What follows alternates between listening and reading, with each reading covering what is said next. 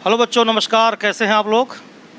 आज हम लोग एक्सरसाइज 3.4 एनसीईआरटी मैथ क्लास 11 की करेंगे।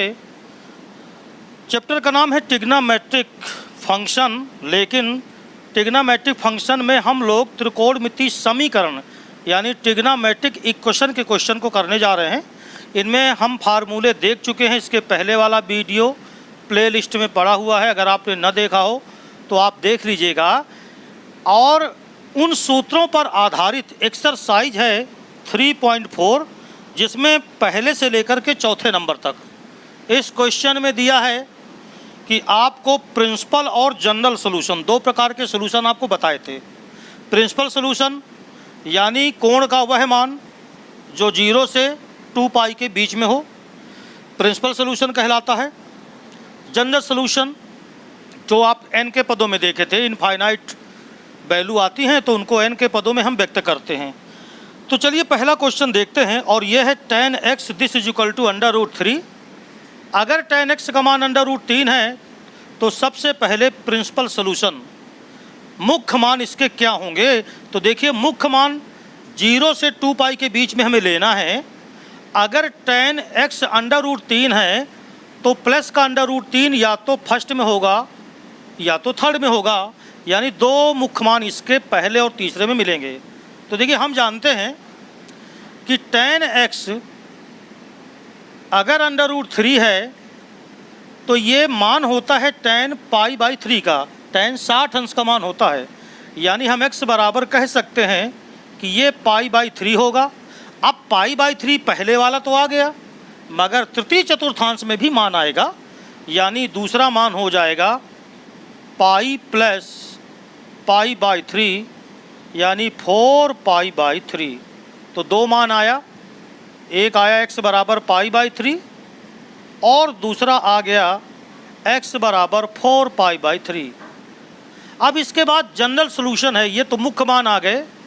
अब इसका सामान्य हल क्या होगा, जनरल सॉल्यूशन क्या होगा, उसके लिए मैं आपको बता चुका हूँ कि यदि tan x बराबर tan अल्फ़ा हो, मैंने तो बताया था कि यदि tan थीटा बराबर tan अल्फ़ा तो थीटा बराबर होता है n पाई प्लस अल्फ़ा। ये सूत्र था tan के पदों में। यहाँ पर जो n है ये बिलोंग्स करता है पूर्णांक संख्याओं में, यानी x n बिलोंग्स करता है z में। तो देखो, ये जो अल्फ़ा हम यहाँ लिखते हैं ना, ये मिनिमम वैल्यू ली जाती है। जैसे यहाँ पर प्रिंसिपल वैल्यू में दो वैल्यू आई, एक π/3 आई है और एक 4π/3 आई है। तो इनमें हम जो मिनिमम वैल्यू है उसे ले लेते हैं। मिनिमम वैल्यू कौन सी है, π/3। तो देखिए इधर, इसलिए अगर हमको दे दिया है कि tan थीटा बराबर tan x है यहाँ, तो अगर हमको दे दिया tan x बराबर √3, यानी हम इसको लिख सकते हैं tan x बराबर tan π/3। इसलिए x बराबर फार्मूला होगा n पाई प्लस अल्फ़ा की जगह पर हो गया π/3। यही क्या हो गया आंसर। तो बहुत ही आसान क्वेश्चन है। अब जैसे देखो, दूसरा क्वेश्चन है यहाँ पर, दूसरे में है sec x और ये बराबर दिया है 2। ये दूसरा क्वेश्चन है। तो अगर sec x बराबर 2 दिया है तो हम sec को cos में चेंज कर लें। जो cos x होगा वो क्या होगा, 1/2। अब सोचो जरा कि जो आपने 0 से लेकर 90 तक के बीच के तो सभी मान याद किए होंगे। ये पॉजिटिव है तो ऑल पॉजिटिव में तो आएगा ही आएगा। अब सोचो कि 0 से 90 के बीच में ऐसी कौन सी वैल्यू cos की है, कौन सा कोण cos का है जिसमें 1/2 वैल्यू आती हो। तो आपको अच्छी तरह मालूम है कि x बराबर होगा π/3, क्योंकि आप जानते हो कि cos 60 जो cos 60 होता है। अब आप इसको लिखने को ऐसे भी लिख सकते हैं। देखिए, हम चाहें तो इसको लिखने का एक तरीका बना सकते हैं कि आप इसको लिख सकते हो cos x बराबर cos π/3। यहाँ से एक वैल्यू आ गई x बराबर π/3। प्रिंसिपल सॉल्यूशन हो रहा है। दूसरी चीज़ आप जानते हो कि अगर cos x बराबर हम चाहें तो इसको ऐसे भी लिख सकते हैं cos 2 pi minus pi by 3, ये क्योंकि 2 पाई से नीचे भी cos पॉजिटिव होता है यहाँ पर। तो इसका मतलब ये हो गया कि x बराबर अगर हम लिखना चाहें तो 2 3 6, 6 में 1 गए 5, यानी 5 पाई बाई 3, ये आपके दो मुख्य मान हो गए।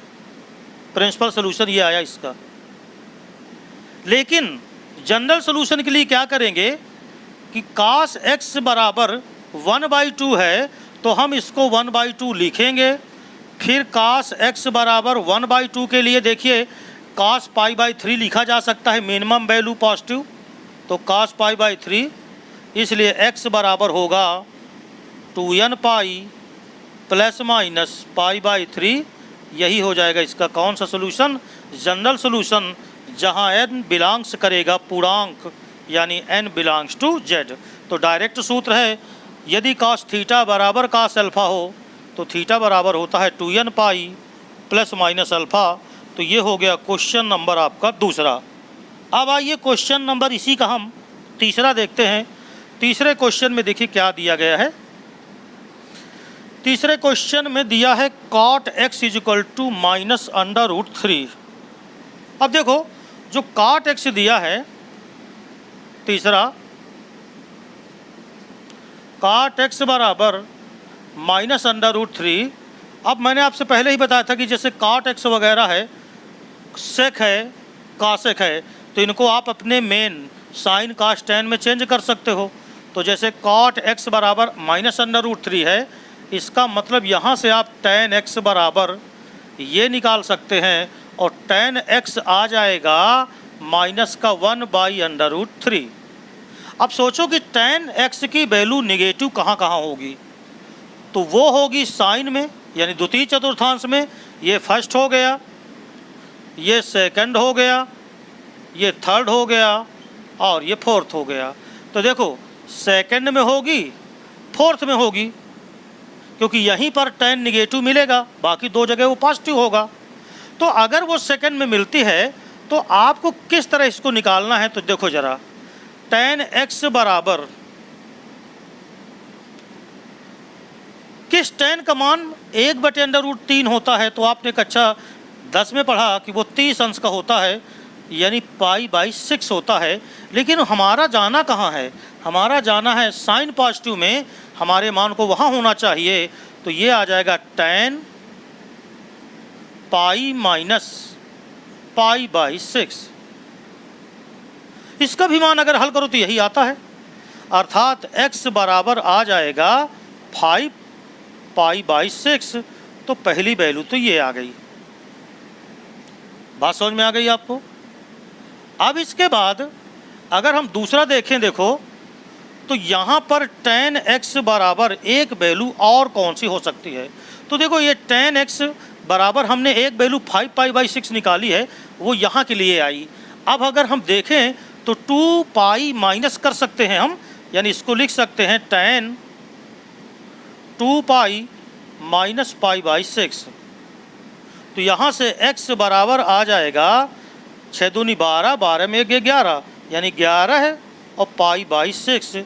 तो देखिए ये मुख्य मान हमको दो मिले, एक आया है 5 π/6 और एक आया है 11 π/6। अब इसके बाद हमें जनरल सोल्यूशन करना है। तो चूँकि हम जानते हैं कि यदि tan थीटा बराबर tan अल्फ़ा हो तो थीटा बराबर होता है n pi plus alpha, right है। यानी हम कह सकते हैं कि थीटा बराबर n पाई प्लस अल्फ़ा। हमने आपसे कहा था कि दोनों मुख्य मानों में से जो छोटा हो जाए, तो ये आ गया थीटा बराबर n पाई प्लस 5 π/6। तो ये इसका आंसर हो गया कौन सा, तीसरा क्वेश्चन हल हो गया। आइए अब हम देखते हैं क्वेश्चन नंबर कौन सा, चौथा। तो चौथा देख लिया जाए। चौथे क्वेश्चन में क्या है, देखो चौथे क्वेश्चन में है cosec x this is equal to -2। चौथा cosec x this is equal to है -2। तो हम क्या करेंगे कि साइन एक्स की वैल्यू निकालेंगे। तो साइन एक्स बराबर ये हो जाएगा माइनस का 1/2। अब साइन माइनस कहाँ कहाँ होगा, थर्ड में होगा और फोर्थ में होगा, यानी हम इसको लिख सकते हैं साइन एक्स बराबर, देखो 1 माइनस का 1/2, साइन 30 अंश का मान 1/2 होता है। तो अगर मैं इसको चाहूँ तो लिख सकता हूँ साइन पाई प्लस पाई/6, अर्थात x बराबर आ जाएगा 7 पाई/6। ये हो गया, बात समझ में आ गई। और इसी तरह एक वैल्यू और कौन सी आ जाएगी, साइन x बराबर साइन ये हो जाएगा 2 पाई माइनस पाई/6, यानी x बराबर आ जाएगा 11 पाई/6। तो देखिए इनका निर्धारण आप कर लें कि जैसे नेगेटिव है तो कहाँ कहाँ नेगेटिव आ रहा है, अगर सेकेंड में आ रहा है तो पाई माइनस, और फोर्थ में आ रहा है तो 2 पाई माइनस। इस प्रकार ये इसके प्रिंसिपल वैल्यू आ गई। अब मुख्य मान अगर चाहिए तो सूत्र पहले याद करो, यदि साइन थीटा बराबर साइन अल्फा तो थीटा बराबर होता है n pi plus -1 to the power n into alpha. तो देखो यहाँ पर एक वैल्यू आई 7 पाई/6 और एक आ गई 11 पाई/6, इसलिए थीटा बराबर आ जाएगा n pi plus -1 to the power n। इन दोनों में अल्फ़ा जो होगा वो छोटा वाला, यानी ये हो गया 7 पाई/6। तो इस प्रकार ये पहले से चौथे तक के क्वेश्चन में आपसे कहा था कि वैल्यू निकालो, प्रिंसिपल वैल्यू और जनरल वैल्यू। तो इस प्रकार 1 से लेकर के 4 तक के क्वेश्चन सॉल्व हो गए। अब हम करेंगे आगे के क्वेश्चन, तो देखते रहिएगा। देखिए क्वेश्चन नंबर 5वें से अब हमको शुरू करना है। Find the general solution of each of the following equation, यानी जो नीचे समीकरण हमको दिए गए हैं 5 से लेकर के और ये 9 तक में, इनमें हमको जनरल सोल्यूशन ज्ञात करना है। यही जनरल सोल्यूशन जो भी बता रहे थे आपको, वो हमको जनरल सोल्यूशन ज्ञात करना है। लेकिन ये ध्यान रखना है, हम आपको एक चीज़ और बिल्कुल स्पष्ट बता दें कि यह ज़रूरी नहीं है कि आपका उत्तर किताब के उत्तर से मैच कर जाए, या ये ज़रूरी नहीं है कि आप किन्हीं 4 लड़के लगा रहे हैं, 4 को दिया जाए करने को और चारों का आंसर सेम मिल जाए। क्योंकि आप जानते हो कि कोई लड़का किसी क्वेश्चन को कास में बदल के लगा सकता है, हो सकता है दूसरा लड़का उसको साइन में बदल के लगाए, समझ रहे हैं ना। तो और जानते हैं क्या है, जब हम n की वैल्यू रखेंगे तो चूँकि अनंत मान हो सकते हैं, इनफाइनाइट सोल्यूशन हो सकते हैं, इसलिए हर एक के आंसर मैच कर भी सकते हैं और मैच नहीं भी कर सकते। इसलिए अगर आप क्वेश्चन लगा रहे हो और आपका उत्तर किताब के उत्तर से मैच नहीं कर रहा, तो आप अपने क्वेश्चन को देख लीजिए आपने सही लगाया है या नहीं। बाकी उत्तर नहीं मिल रहा तो उसमें कोई ज़्यादा टेंशन की बात नहीं है। जैसे 5वां क्वेश्चन है, कास 4x बराबर कास 2x दिया है। अब इसे हमें सॉल्व करना है, तो ज़रा देखो हम कैसे सॉल्व करेंगे। हम क्या करें कि कास 4x में आप कास 2x को माइनस करके और एक साइड पे 0 कर दीजिए। तो ये बन गया कास 4x माइनस कास 2x बराबर 0। आपने पढ़ा था कास c माइनस कास d का सूत्र, तो अगर वो सूत्र तुम यहाँ अप्लाई करो तो कास c माइनस कास d ये बराबर होता है 2 कास, नहीं दोनों में साइन साइन होता है, तो 2 साइन c प्लस d/2। तो c प्लस d/2 का मतलब क्या हुआ, 4x प्लस 2x/2 ये हो गया, into sine c minus d नहीं होता बल्कि होता है d माइनस c/2। तो d माइनस c में ये आ गया 2x माइनस 4x/2 और ये बराबर क्या हो गया 0। तो इस प्रकार अगर आप देखो, अच्छा इस प्रकार अगर आप इसको देखो अब, तो ये क्या बन जाएगा, 2 साइन 4 2 6 6 का आधा 3x आया, इंटू साइन ये देखो माइनस का कितना आएगा, ये माइनस का आएगा x और बराबर कितना 0, क्योंकि 2x में 4x निकालोगे तो माइनस का 2x और बटे में 2 है तो क्या आ जाएगा -x।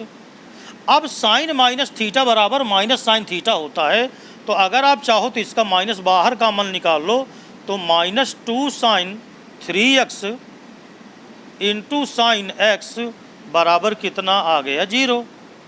यहाँ से -2 को अगर तुम डिवाइड करा दो तो आएगा sign 3x into sine x बराबर कितना 0। अब देखो दो वैल्यू तुम्हारे पास आई, साइन 3x और इंटू साइन x बराबर 0। तो यदि तुमने कहा कि साइन 3x बराबर 0, तो याद रखो मैंने आपको एक सूत्र बताया था, वो मैं यहाँ लिखे देता हूँ कि यदि साइन थीटा बराबर 0 हो तो थीटा बराबर n पाई होता है, ये आप कर चुके हो।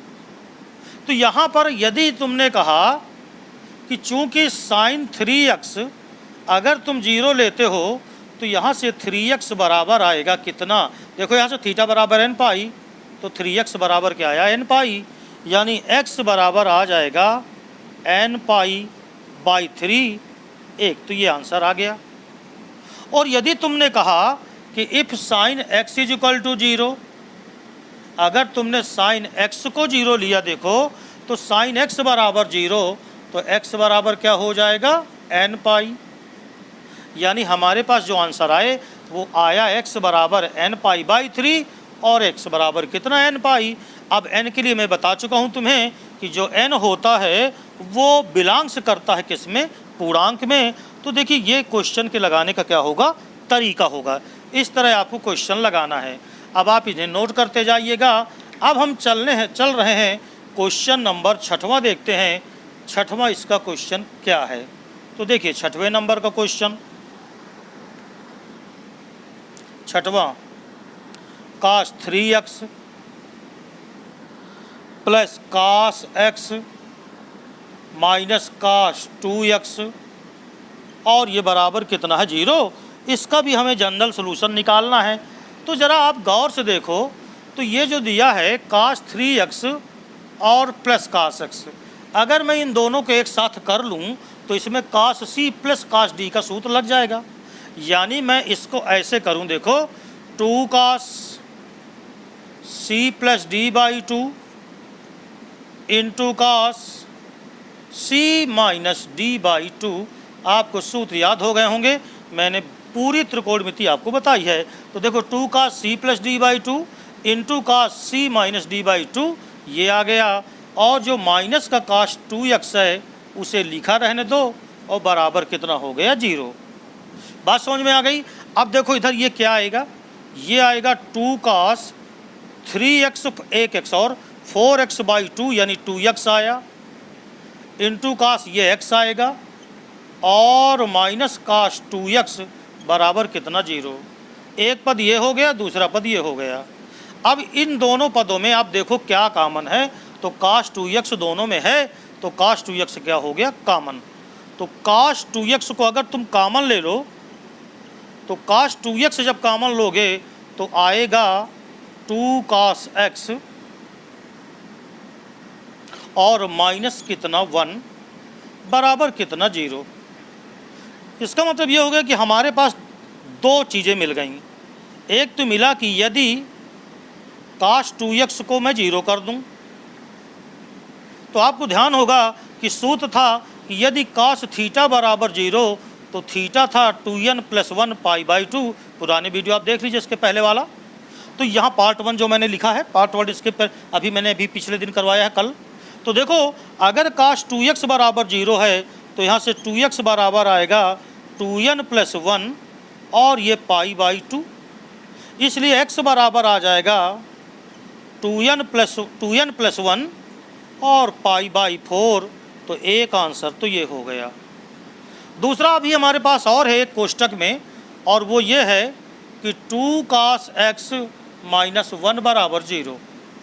तो अगर 2 cos x माइनस 1 बराबर 0 आया तो 2 cos x बराबर 1 आएगा, cos x बराबर 1 बाई 2 आया। किस cos का मान 1 बाई 2 होता है, तो आपको ध्यान होगा 60 अंश यानी पाई बाई 3। यानी तुम इसे लिख सकते हो cos x बराबर cos पाई बाई 3, इसलिए x बराबर आ जाएगा सूत्र 2n पाई प्लस माइनस अल्फ़ा और अल्फ़ा आया है पाई बाई 3। तो ये हो गया आंसर नंबर, कौन से क्वेश्चन का है ये, 6वां। तो 9 क्वेश्चन हैं और कोई ज़्यादा बड़े क्वेश्चन नहीं है। आइए सातवां क्वेश्चन मैं आपको इधर दिखाई देता हूँ। सातवां क्वेश्चन देखो, सातवें में है sign 2x plus cos x बराबर 0। देखो sign 2x plus cos x बराबर 0 है, तो यहाँ पर अगर sign 2x plus cos x है तो साइन 2x को तुम तोड़ सकते हो। साइन 2x को तुम लिख सकते हो 2 sine x into cos x और प्लस कास एक्स बराबर 0। अब देखो कास एक्स दोनों जगह पे आ गया, एक पद ये हो गया, दूसरा ये, तो तुम अगर कास एक्स इससे कॉमन ले लो तो कास एक्स को तुमने कॉमन लिया तो अंदर बचा 2 साइन एक्स प्लस 1 बराबर कितना 0। बात समझ में आ गई। अब देखो अगर तुमने कहा कास एक्स बराबर 0 तो आपको ध्यान होगा x बराबर होता है 2n plus 1 into pi by 2। एक आंसर तो ये आ जाएगा। दूसरा आंसर यहाँ पर मैं मिटा के बना देता हूँ, देखो इधर यहाँ पर जी। दूसरा है यदि आपने कहा कि 2 साइन एक्स प्लस 1 बराबर 0, तो अगर 2 साइन एक्स प्लस 1 बराबर 0 लिया तो साइन एक्स बराबर आएगा माइनस का 1/2। अब सोचो आप कि साइन एक्स बराबर माइनस 1/2 आया तो प्रिंसिपल वैल्यू इसकी क्या हो सकती है। 0 से 360 अंश के बीच में ASTC या तो तीसरे में जाएगा या तो चौथे में जाएगा, यानी साइन एक्स बराबर लिखा जा सकता है sine pi plus pi by 6, क्योंकि 30 अंश का मान होता है। तो sine pi plus pi by 6, यानी हम कह सकते हैं कि साइन एक्स बराबर साइन 7 पाई बाई 6। इसलिए जब हम x निकालेंगे तो चूंकि हमें जनरल सोल्यूशन चाहिए तो उसका सूत्र होता है n pi plus minus 1 to the power n into 7 pi by 6। ये हो गया इसका जनरल सोल्यूशन, जहाँ मैं आपको बार बार बता रहा हूँ कि जो n बिलोंग करता है वो z में, z का मतलब पूर्णांक, पॉजिटिव भी और नेगेटिव भी। तो ये हो गया क्वेश्चन नंबर कौन सा, 7वां। आइए 8वां देख लेते हैं। 8वां क्वेश्चन है,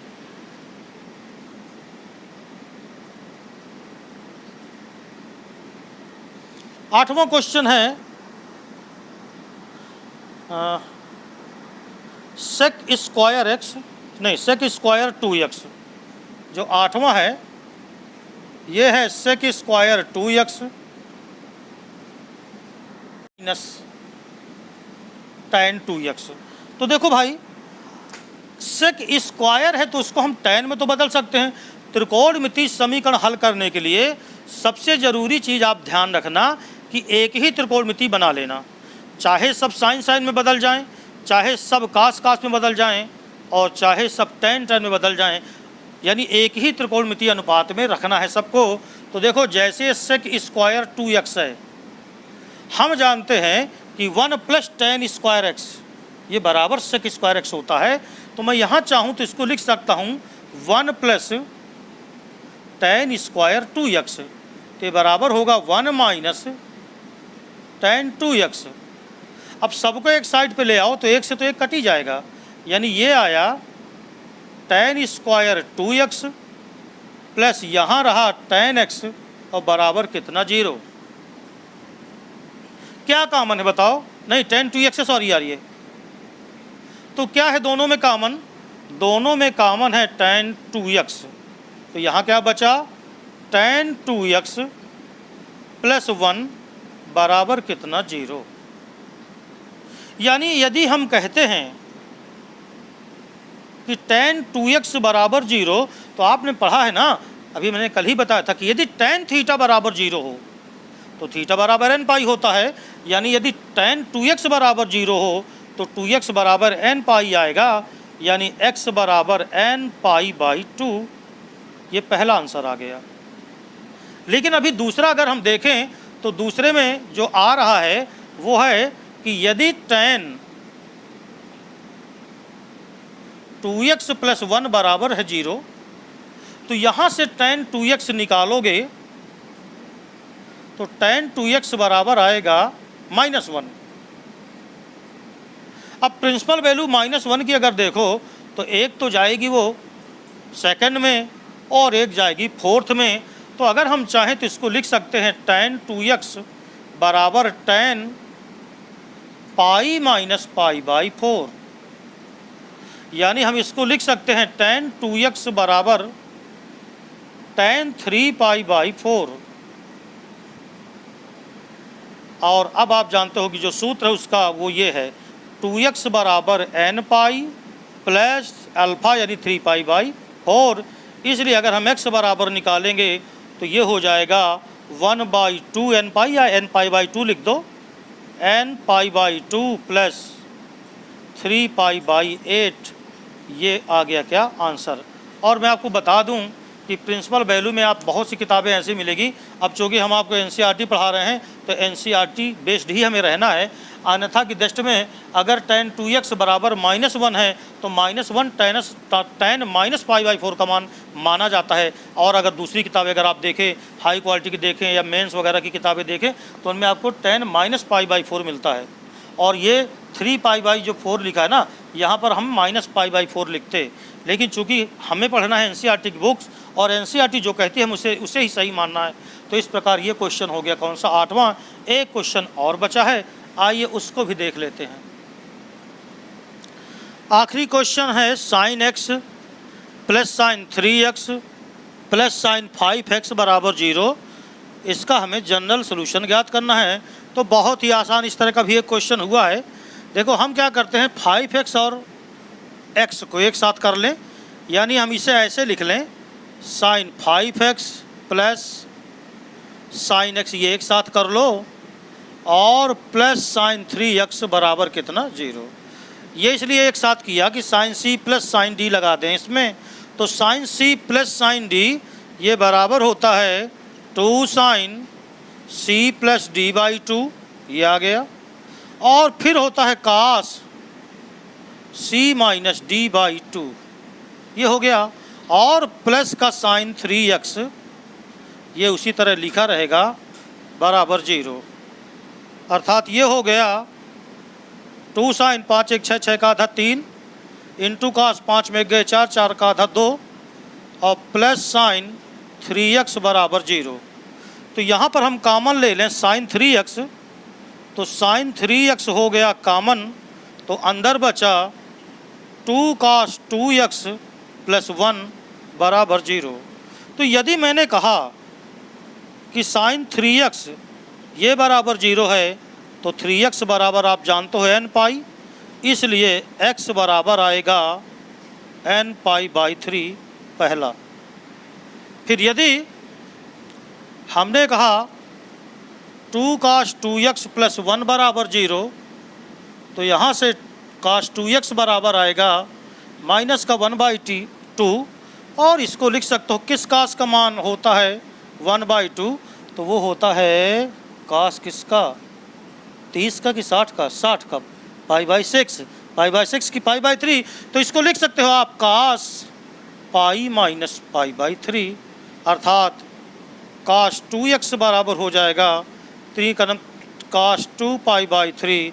इसलिए 2x बराबर आप लिखोगे 2n पाई प्लस माइनस 2 पाई/3, 2 से 2 कैंसिल कर दो तो x बराबर आया n प्लस माइनस पाई/3। ये हो गया हमारा आंसर। इसी के साथ ये प्रश्नावली हो गई समाप्त। उम्मीद है कि आपको समझ में आ गई होगी। तो चलिए इस प्रश्नावली के बाद हम आगे का चैप्टर शुरू करेंगे। तब तक के लिए नमस्कार।